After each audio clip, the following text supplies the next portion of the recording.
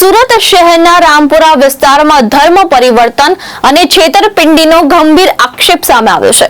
આરોપ છે કે એક યુવકે અમેરિકાની હિન્દુ વ્યક્તા મહિલાનું ધર્મ પરિવર્તન કરાવી તેની પાસેથી લાખો રૂપિયાની રકમ અને સોનાના દાગીના પડાવ્યા। પોલીસે આરોપીની ધરપકડ કરી કાયદેસરની કાર્યવાહી શરૂ કરી છે। મળતી માહિતી મુજબ રામપુરામાં G3 માં કામ કરતો એજાઝ મહિલાના સંપર્કમાં આવ્યો હતો, જે કપડાં ખરીદવા આવતી હતી। આરોપ છે કે એજાઝે ધર્મ પરિવર્તન કરાવી તેની સાથે લગ્ન કર્યા હતા। બાદમાં આશરે ₹60 લાખ રોકડ અને 18 તોલા સોનાના દાગીના પડાવ્યા હોવાનો આક્ષેપ કરવામાં આવ્યો છે। ફરિયાદને આધારે પોલીસે આરોપી એજાઝ પટેલની ધરપકડ કરી છે। હાલ પોલીસે સમગ્ર મામલે વધુ તપાસ હાથ ધરી છે।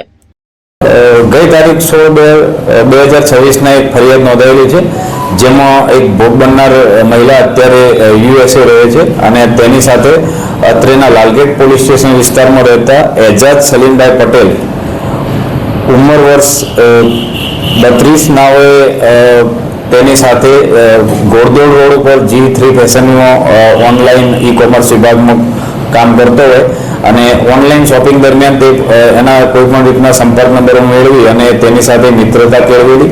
ત્યારબાદ તેઓ હૈદરાબાદ મુકામે મુલાકાત થયેલી અને એના પછી સાઉદી અરેબિયા ખાતે બંને જણા એકબીજાને મળેલા અને ત્યાં આ હાલના આરોપીએ એ સ્ત્રી સાથે મિત્રતા કેળવી અને તેની સાથે ઓનલાઈન મેરેજ કરેલા અને એને ઇસ્લામ ધર્મ પણ અંગીકાર કરેલો।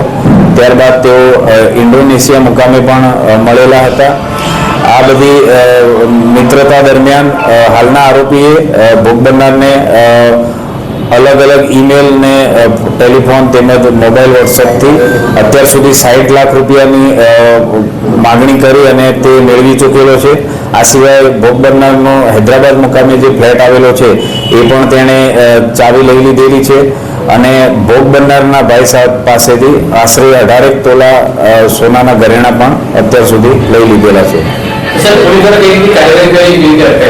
હાલમાં ફરિયાદી દ્વારા ફરિયાદ આપતા ભોગ બનનારના ઈમેલ સ્ટેટમેન્ટ આધારે આરોપીને અટક કરવામાં આવેલ છે અને ગઈકાલે કોર્ટમાં રજૂ કરી 1 દિવસના રિમાન્ડ મેળવી અને આગળની તપાસ ચાલુ છે।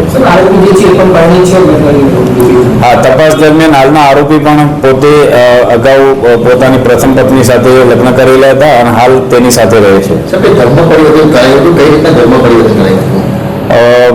ભોગ બનનારના જે ઈમેલ સ્ટેટમેન્ટ છે અને એના ભાઈ જે ફરિયાદ આપેલી છે એમાં જણાવેલ છે કે ભોગ બનનારને ત્યાં મોબાઈલ ઉપર અને ત્યાં જ્યાં રૂબરૂ મળેલો ત્યાં મિત્રતામાં ભોળવી અને ધર્મ પરિવર્તન કરાયેલાનો આક્ષેપ કરેલો છે, પરંતુ ખરી હકીકત જ્યારે ભોગ બનનારનું નિવેદન થશે ત્યારે બહાર આવશે।